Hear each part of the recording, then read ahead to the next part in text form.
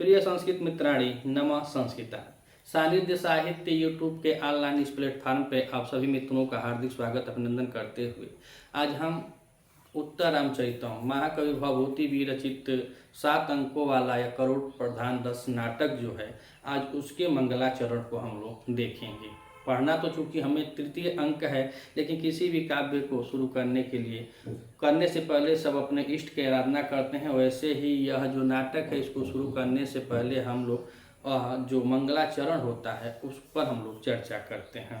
भवभूति जी विरचित यह नाटक है और भवभूति जी का जो दार्शनिक नाम होता है वह उन्दुबर भी होता है और अंबिकाचार्य और उम्बेक होता है। इनके पितामह जो थे उनके पितामह का नाम होता है भट्टगोपाल और इनके पिताजी का नाम होता है श्री नीलकंठ और माता जी का नाम होता है जातुकर्णी या जतुकर्णी।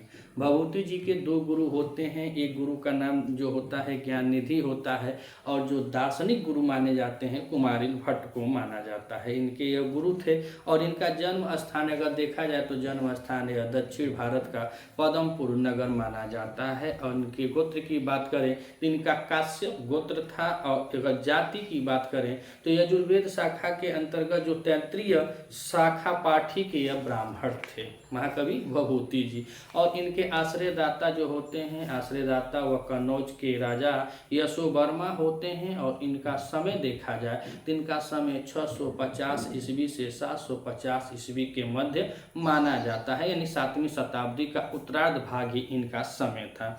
इनकी 3 रचनाएं हैं। 3 रचनाओं में से मालती माधवम है और एक महावीर चरितम है और एक उत्तरामचरितम है। मालती माधवम जो है वह प्रकरण है 10 अंकों का और महावीर चरितम और उत्तरामचरितम यह दोनों नाटक है। और इनकी एक और विशेषता है कि इनकी रचनाओं में विदूषक नहीं है, अर्थात विदूषक का अभाव है। भवभूति जी के नाटक में विदूषक का अभाव है। इनकी रीति की बात करें तो गौड़ी रीत है, गुण की बात करें तो ओज गुण है, प्रिय रस इनका करुण रस है और प्रिय छंद अनुष्टुप और शिखड़ी छंद मानी जाती है। और उपासक यह किसके थे तो यह भगवान शिव के उपासक थे।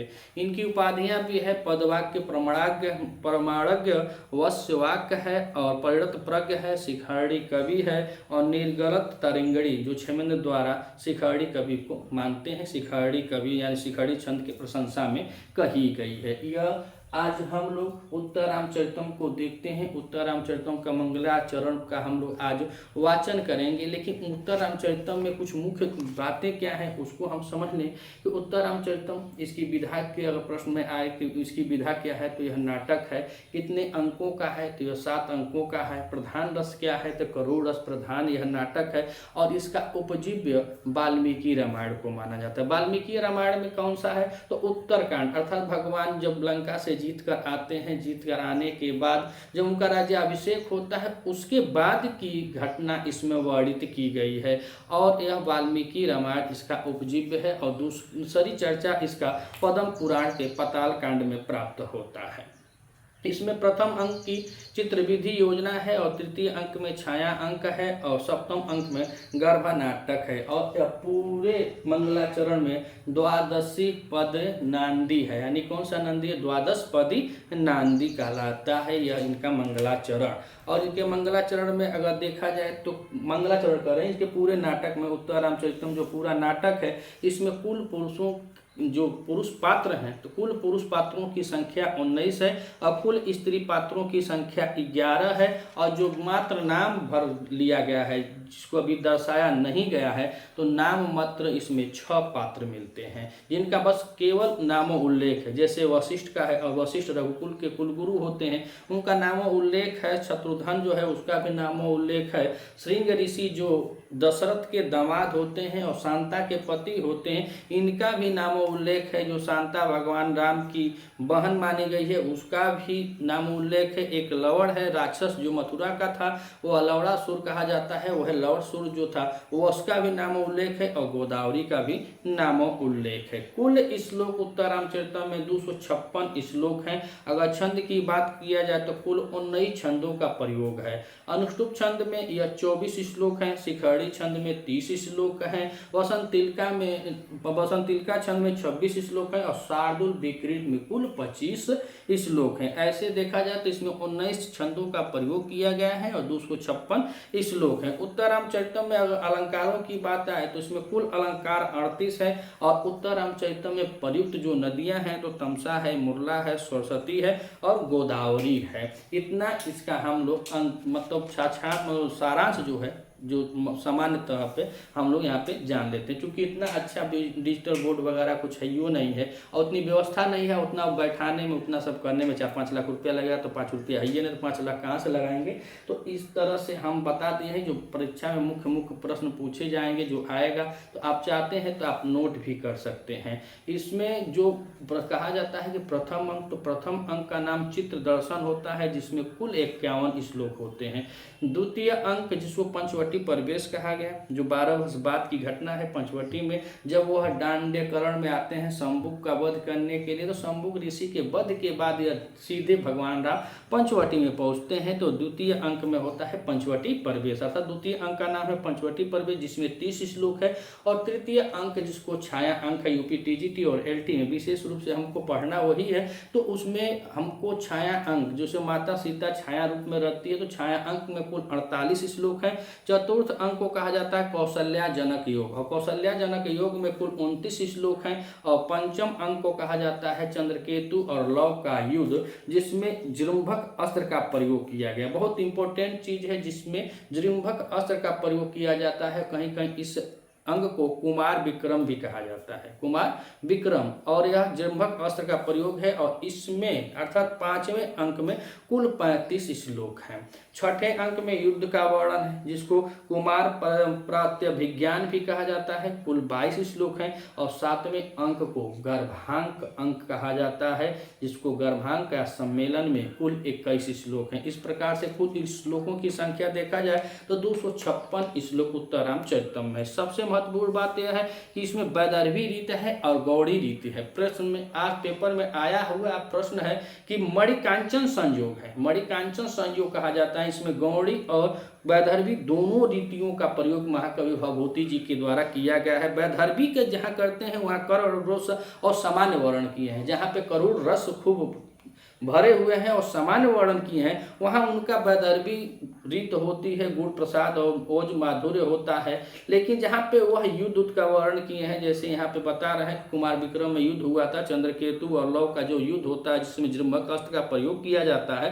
तो जृंभक अस्त्र देखिए इंपॉर्टेंट चीज है, जृंभक अस्त्र जो होता है यह भगवान राम ही, पहले ही अंक में बताया कि भगवान राम ही चित्र दर्शन में सीता जब गर्भावस्था में होती है तो यह वरदान देते हैं जृंभक अस्त्र का कि हमारा भी हे सीता अगर तुम्हारा पुत्र पैदा हो तो उसको जृंभक अस्त्र की प्राप्ति हो। उसी जृंभक अस्त्र का वर्णन पंचम अंक में दिखाया गया है। सीता और राम के प्रथम पुरुष जो ज्येष्ठ पुत्र होता है उसका कुश नाम होता है और जो छोटे पुत्र होते हैं उनका लव नाम होता है। तो वैदर्भी और गौड़ी जो मणिकांचन संयोग है, तो जहां पर यह वीर रस, इस नाटक में जहां वह वीर रस को दर्शाया है, भयावह वर्ण किए हैं, वहां पर गुण ओज होता है और रीत जो होती है वह गौड़ी रीत होती है। ऐसे यह पूरा एक तरह से समझिए कि सारांश है उत्तर रामचरित का। आइए अब हम वाचन करते हैं इसके मंगलाचरण का। मंगलाचरण में कैसे कवि यहाँ पे नमस्कारात्मक मंगलाचरण है तो नमस्कार कर रहे हैं। अनुष्टुप छंद में कह रहे हैं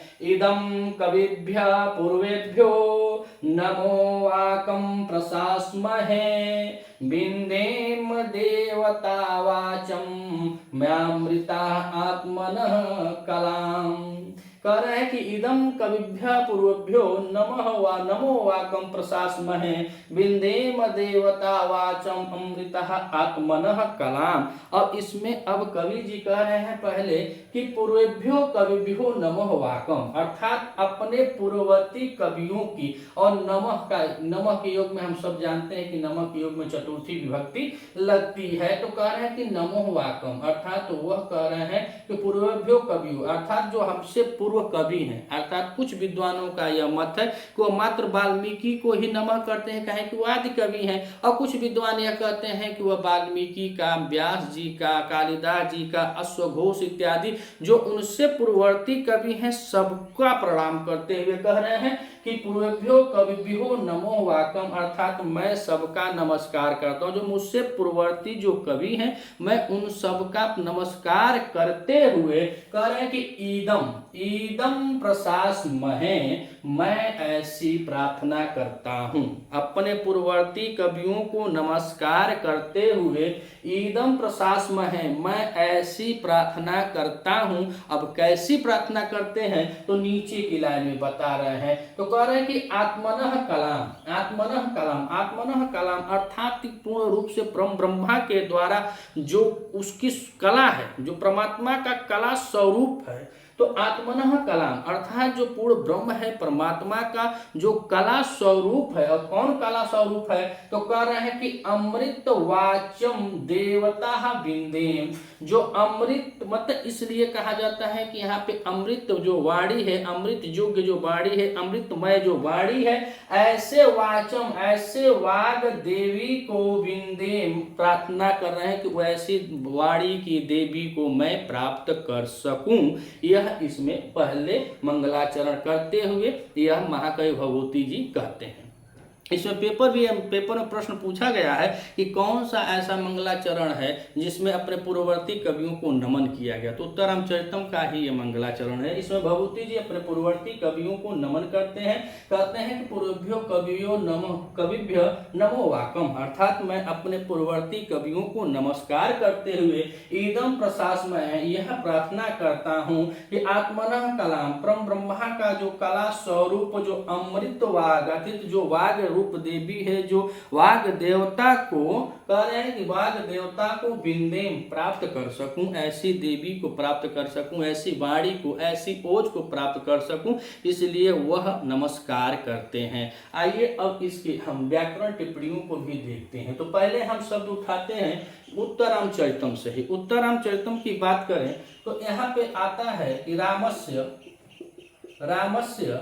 चरितम, रामस्य चरितम। अब इसमें समास पूछा जाएगा कि रामस्य चरितम में कौन सा समास है, और उसके बाद फिर रामस्य उत्तर रामचरितम कहते हैं कि उत्तरम च तत्, उत्तरम च तत्, उत्तरम च तत्, और कह रहे हैं रामचरितम, रामचरितम,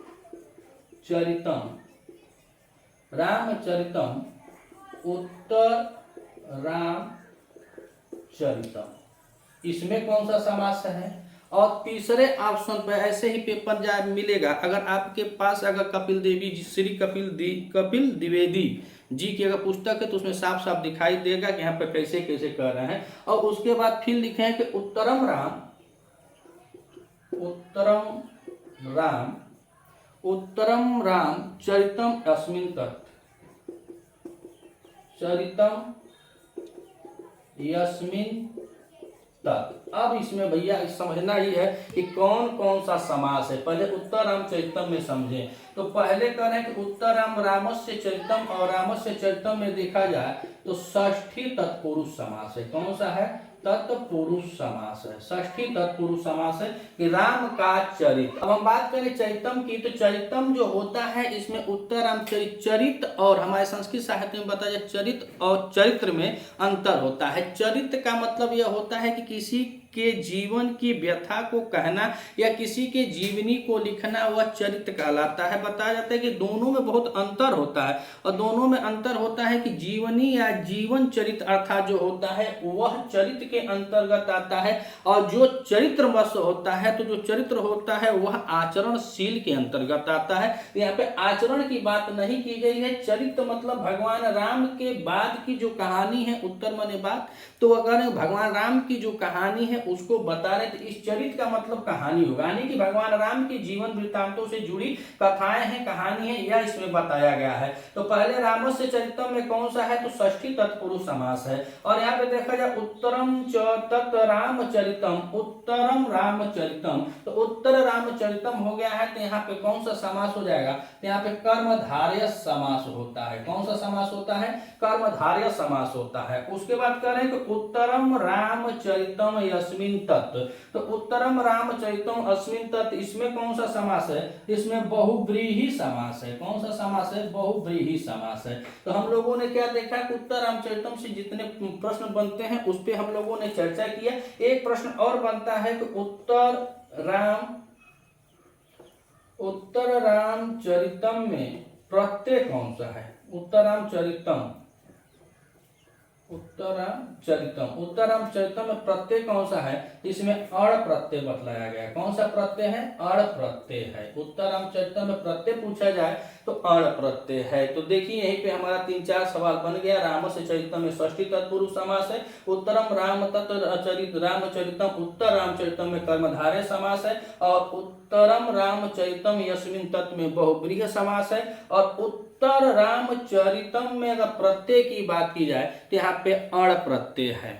अब यहाँ पे हम इसके कुछ महत्वपूर्ण टिप्पणियों को देखते हैं। तो यहाँ पे कह रहे हैं कि इदम, और इदम माने यह, और प्रशास महे, प्रशास महे माने प्रार्थना करना होता है। तो कह रहे हैं कि यह प्रार्थना करता हूँ, तो इसका जो है यह इदम जो है यह का है, कर्म है। कर्म मतलब यह मन प्रार्थना कर रहे हैं। तो क्या प्रार्थना कर रहे हैं, तो प्रशास महे, प्रशास महे प्रार्थना करता हूँ। तो प्र उपसर्ग है इसमें, और सास धातु है। कौन सा है, प्र उपसर्ग पूर्वक सास धातु है, और सास धातु के साथ यह लिट लकार में, लिट लकार उत्तम पुरुष बहुवचन में बना हुआ है, बहुवचन में बना हुआ है कि मैं प्रार्थना या प्रार्थना करता हूँ। तो कह रहे हैं कि यह प्रशास महे, अर्थात मैं क्या करता हूँ, यह प्रार्थना करता हूँ। क्या कर किसको, तो पूर्वेभ्यो कविभ्य, अर्थात जो हमारे पूर्ववर्ती कवि हैं उनको मैं नमः वाकम, वच्च धातु के साथ घय प्रत्यय लगा हुआ है, वच्च धातु के साथ घय प्रत्यय लगा हुआ, तो वाकम और नमः के योग में देखा जाए तो हम लोग सब जानते हैं कि चतुर्थी विभक्ति लगी है। नमः के योग में चतुर्थी विभक्ति लगी हुई है, लेकिन यहाँ पे एक वार्तिक आता है कि नमः स्वास्ति स्वाहा अलम वसट के योगाश्च चतुर्थी विभक्ति लगती है, लेकिन यहाँ पे क्रिया या यम भी प्रेति समसो अपि संप्रदानम से चतुर्थी लगी हुई है। हाँ, क्रिया या यम भी प्रेति सो अपि संप्रदानम से यहाँ पे चतुर्थी लगी हुई है। तो नमः के साथ में चतुर्थी किसमें लगी, कविभ्यों में लगी है और पूर्वभ्यों में। तो कह रहे हैं कि अपने पूर्ववर्ती कवियों को नमस्कार, यानी नमस्कार बोलकर, यानी नमस्कार करके, इदम माने यह, प्रशास महे अर्थात मैं यह प्रार्थना करता हूँ। क्या प्रार्थना करता हूँ, तो कह रहे हैं कि आत्मनः कलाम, आत्मनः कलाम अर्थात परमात्मा का जो स्वरूप है, परमात्मा के स्वरूप के समान जो ईश्वर का जो स्वरूप है, ऐसे अमृत, अमृत मतलब अमृत वाणी को कहते। अमृत माने यह नहीं कि अमृत वहां पे है, अमृत का मतलब यह है कि जो जरा न हो, जिसका नुकसान न हो, जो छीड़ न हो। तो वाणी एक ऐसी चीज होती है, अगर आपके साथ कोई किसी भी बात को लेकर अगर कुछ बोल दे तो सब आप कुछ भूल सकते हैं, लेकिन उस वाणी को कभी नहीं भूल सकते हैं जिसका आपको ठेस लगा हो। तो इसीलिए यहाँ पे अमृत शब्द आ रहा है कि अमृत है। और वाणी का प्रकार देखा जाए तो वाणी 4 प्रकार की होती है। अमृत और योग वाणी में देखा जाए तो पहले परा होती है, फिर दूसरी की वाणी को देखा जाए यहाँ पे पश्यंती होती है, पश्यंती, और तीसरी वाणी मध्यमा होती है, और चौथी वाणी वैखरी होती है। तो वैखरी वाणी होती है। 4 प्रकार की वाणियां होती है, परा, पश्यंती, मध्यमा और वैखरी, वैखरी वाणी है। और इनके बारे में यह बताया जाता है कि जो परा वाणी होती है यह अविनाशी वाणी होती है, यानी कि अविनाशी होती है, जिसका नाश नहीं होता है। इसीलिए इस वाणी को यहाँ पे अमृत कह रहे हैं कि अमृत रूपी जो वाणी है, अर्थात वह अमर अविनाशी होती है, वह कभी नष्ट नहीं होती है। कैसी होती है, अमर और अविनाशी वाणी होती है। पश्यंती को देखा जाए तो धोतार्थ वाणी होती है। क्या होती है, धोतार्थ होती है। और मध्यमा वाणी को बताया जाता है कि यह श्रुति गोचर होती है। कौन सी होती है, श्रुति गोचर वाणी होती है, श्रुति गोचर, श्रुति गोचर वाणी होती है।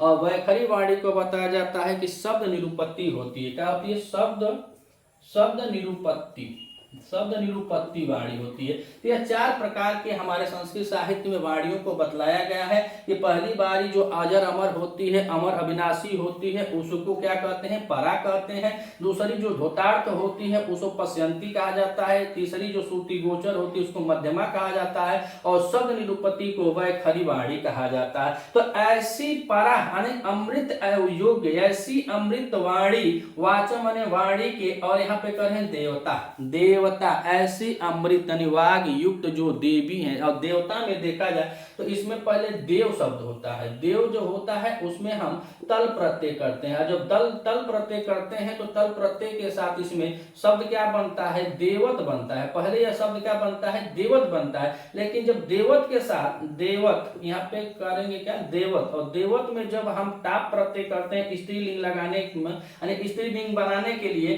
तो यह शब्द हमारा क्या बन जाता है, देवता शब्द बनता है। तब जाके क्या बनता है, देवता। तो पहले देव शब्द होता है, उसमें फिर तल प्रत्यय किया जाता है, तो शब्द निरूपित जो होता है वह देवत होता है। और देवत को स्त्रीलिंग बनाने के लिए फिर हम टाप प्रत्यय करते हैं तो शब्द जाके हमारा देवता बनता है। तो ऐसे शब्द बनता है। और देवता शब्द जो होता है यह सदैव स्त्रीलिंग में होता है। जैसे स्त्रीलिंग का प्रत्यय होता है टाप हो, डिस हो, डिप हो, यह सब प्रत्यय लगाते हैं हम क्या करने के लिए, स्त्रीलिंग बनाने के लिए। इसीलिए इसमें टाप प्रत्यय लगा है। टाप प्रत्यय लगने पर जो देवता शब्द होता है यह स्त्रीलिंग का होता है। और उसके बाद कह रहे हैं कि अमृतवाणी, ऐसे जो आत्मनः कलाम है, जो भगवान परमात्मा की जो कला स्वरूप, जो अमृतवाचम, जो अमृतवाणी है, वैसे वाग रूपी देवता को, देवता मतलब अब क्या कहेंगे, वाग रूपी माता सरस्वती का, जिसे ज्ञान की भंडार कहा जाता है, ज्ञान की देवी का, ऐसी माता को या ऐसी देवी को बिंदेम प्राप्त कर सकूं, अर्थात प्राप्त करना